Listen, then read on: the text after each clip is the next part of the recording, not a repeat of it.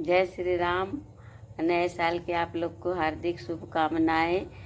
आज मैं संतोषी माता की दूसरी पार्ट की कथा आप लोग के साथ शेयर करूंगी। पहली पार्ट की मैं तो अगले बार शेयर कर चुकी हूं, इसलिए मैं दूसरी पार्ट की अभी शेयर कर रही हूं। और आप लोग मेरे साथ बने रहें और अच्छे से देखिए और समझिए, कितनी अच्छी कथा है। आप लोग पढ़िएगा तो बहुत अच्छा लगेगा और व्रत भी कर सकते हैं। आप लोग मेरे साथ बने रहिए। जय श्री राम। आप मेरे चैनल में नए हो तो सब्सक्राइब कीजिए, लाइक कीजिए, ज़्यादा से ज़्यादा लोग के साथ शेयर कीजिए। अब मैं पहली पार्ट की कथा तो बता दी हूँ, अब दूसरी पार्ट की कथा आप लोग के साथ शेयर कर रही हूँ। और भी अच्छा लगे तो सबके साथ मेरे वीडियो को सब्सक्राइब कीजिए। जय श्री राम। जय संतोषी माता की। दीपक जलाकर प्रणाम करके काम शुरू करना। शाम होते होते उधार दिए धन लौट आएगा, इतना कहकर संतोषी माता उसके स्वप्न से अंतर ध्यान हो गई। सुबह उठकर उसने अपने मित्रों से स्वप्न की बात कही।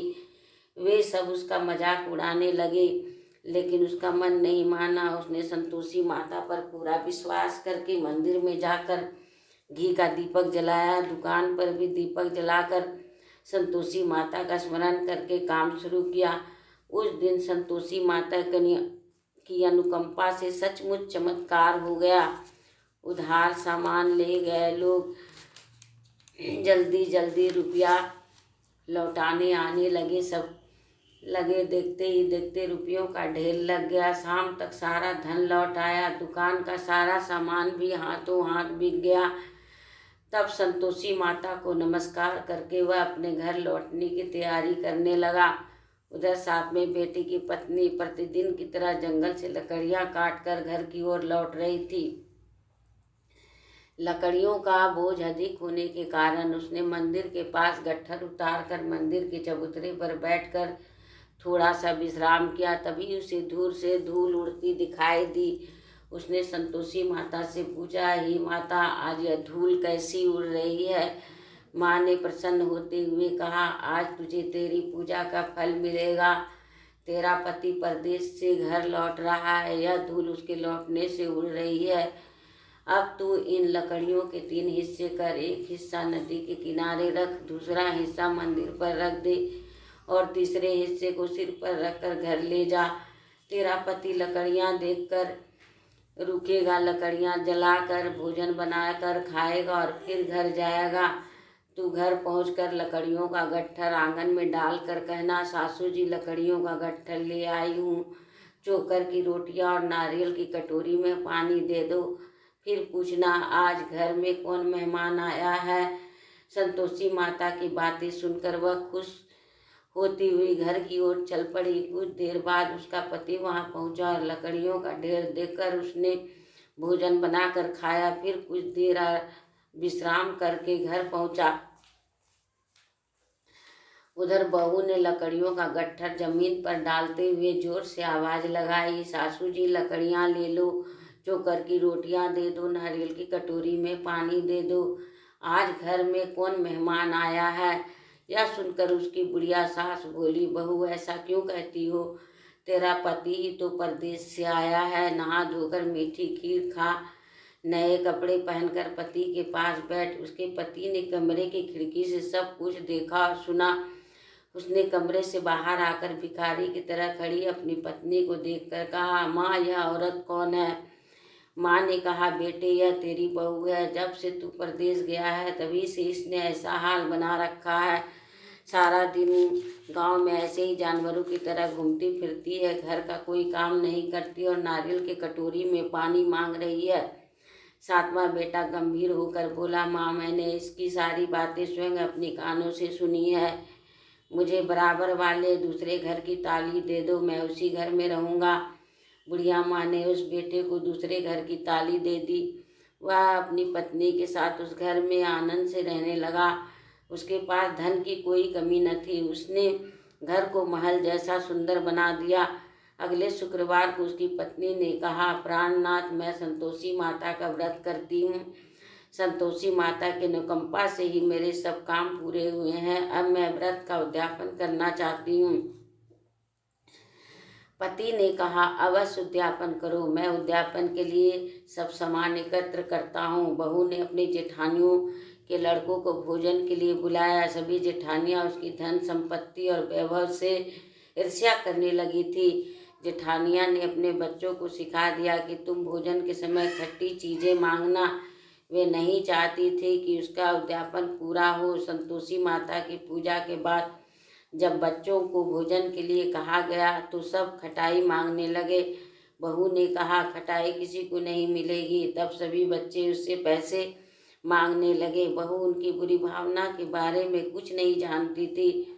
उसने बच्चों को पैसे दे दिए। बच्चे दौड़ते हुए बाजार में गए और इमली लेकर खाने लगे। बच्चों को पैसे देने और उसकी इमली खाने से संतोषी माता क्रोधित हो गई। उनके प्रकोप से उसी समय राजा के सैनिक उसके बेटे की दुकान पर पहुंचे और उसे पकड़ कर ले गए। भोली बहू रोने लगी। जेठानियां ताने देने लगी, अरे बेईमानी से कमाकर धन लाया था, इसलिए राजा के सैनिक पकड़ कर ले गए। अब बंदी गृह में रहना पड़ेगा, साथ ही राजा सारा धन भी छीन लेगा। साथ में बेटी की बहू रोती हुई संतोषी माता के मंदिर में गई और उनके चरणों में सिर रखकर प्रार्थना करने लगी। हे संतोषी माता, मुझसे कौन सी भूल हुई? आपने किस अपराध की इतनी बड़ी सजा दी है?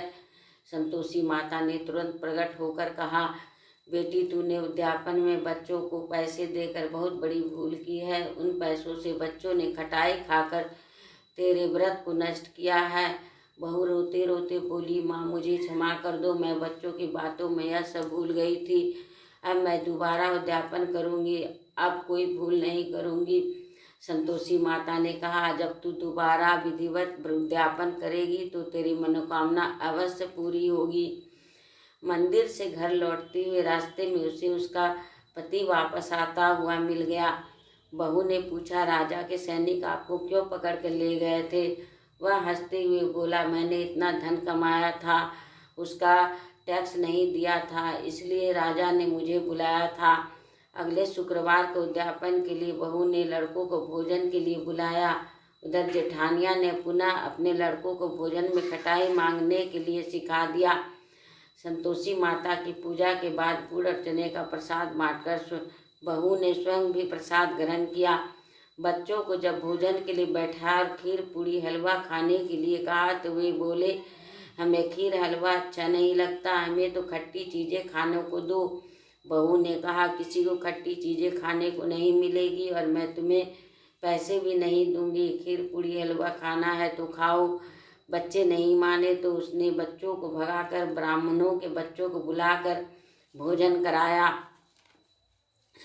दक्षिणा में उन बच्चों को मीठी फल खाने को दिया। उसके उद्यापन से संतोषी माता बहुत प्रसन्न हुई। उनकी अनुकंपा से बहुत शीघ्र ही गर्भवती हुई। 10वें महीने उसने एक सुंदर पुत्र को जन्म दिया। बहू प्रतिदिन उस बेटे को लेकर संतोषी माता के मंदिर में जाने लगी। कुछ दिनों के बाद संतोषी माता ने सोचा, मैंने इसे जीवन के सभी सुख दिए हैं, अब इसकी परीक्षा लेकर देखती हूँ। यह सोचकर संतोषी माता ने एक बुढ़िया का रूप धारण किया और लाठी टेकती हुई बुढ़िया बहू के घर पहुंची। बुढ़िया के सारे शरीर में मक्खियाँ भिनभिना रही थी।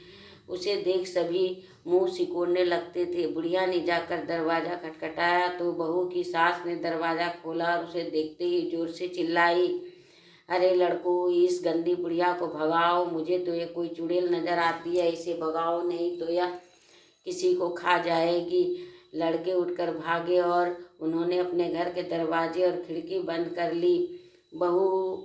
छोटी बहू बराबर वाले घर की खिड़की से उस बुढ़िया को देख रही थी।